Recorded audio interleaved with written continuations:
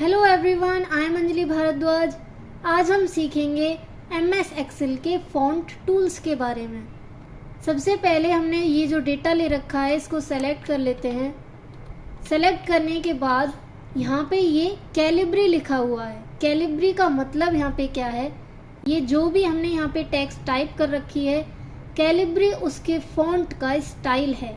अगर मैं इस एरो पे क्लिक कर दूंगी तो देखो यहाँ पे बहुत सारे स्टाइल्स हमें गिवन हैं। हम किसी पर भी क्लिक करके वो स्टाइल अपने डेटा में इंसर्ट कर सकते हैं।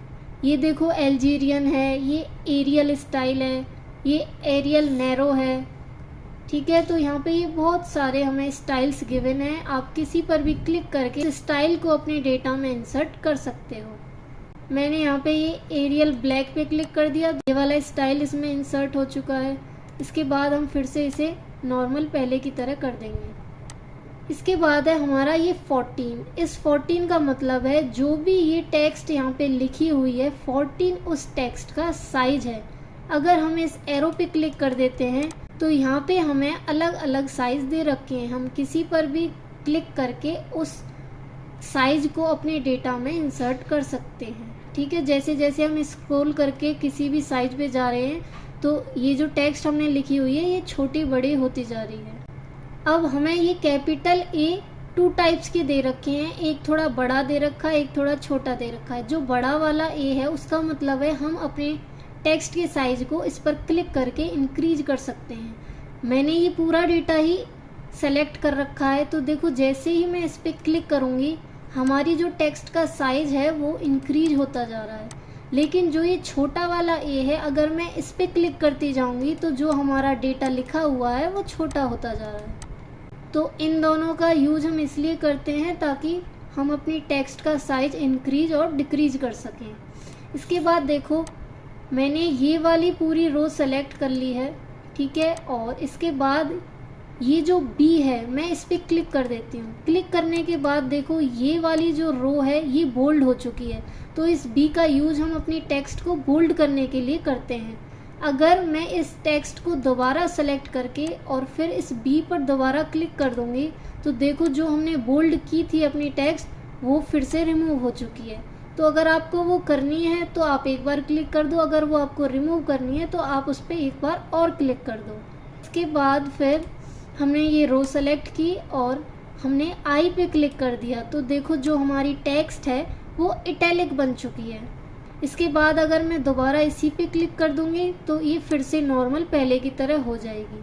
इसके बाद है हमारा अंडरलाइन वाला ऑप्शन। अगर मैं इस पर क्लिक कर दूंगी तो देखो जो भी टेक्स्ट हमने लिख रखी है इस वाली रो में उसके नीचे एक लाइन आ चुकी है। देखो यहाँ पे सारी टेक्स्ट के नीचे एक लाइन आ चुकी है।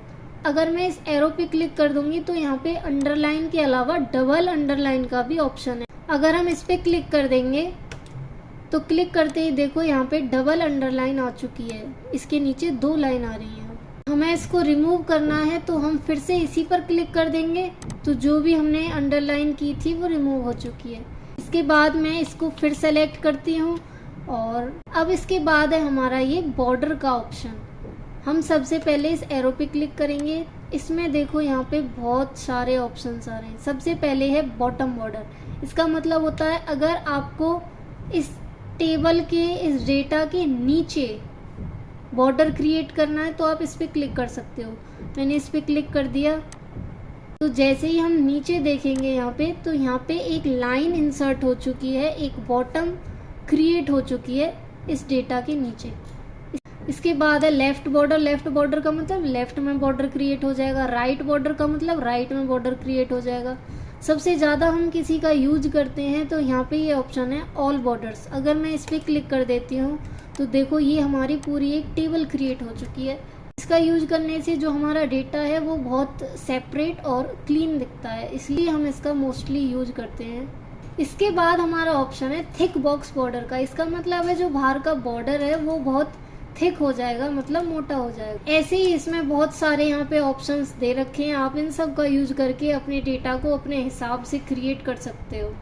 इसके बाद अगर हम नो बॉर्डर पे क्लिक कर देंगे तो जो भी हमने इसमें इंसर्ट किया है बॉर्डर वो सारा रिमूव हो जाएगा। इसके बाद देखो हम यहाँ पे किसी भी सेल पे क्लिक कर देंगे।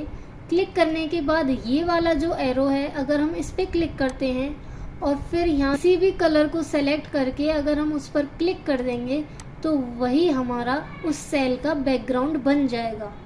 तो इसका यूज हम किसी भी सेल का बैकग्राउंड चेंज करने के लिए करते हैं, किसी भी सेल में कलर फिल करने के लिए करते हैं। जैसे मैं अब इस सेल पर क्लिक करूंगी और क्लिक करने के बाद फिर हम यहाँ से किसी भी कलर पर क्लिक कर देंगे तो देखो यहाँ पे जो बैकग्राउंड है वो ग्रीन हो चुका है, यहाँ पे ये जो बैकग्राउंड है वो येलो हो चुका है। बात है, ये तो हमने सेल के पीछे का कलर चेंज कर दिया, लेकिन अगर हमें अपनी टेक्स्ट का कलर चेंज करना है तो वो हम कैसे करेंगे।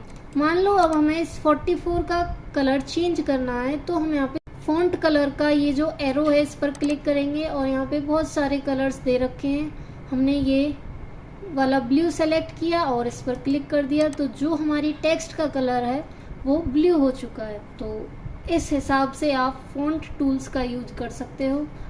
सो होप आपको फॉन्ट टूल्स के बारे में समझ आ गया होगा।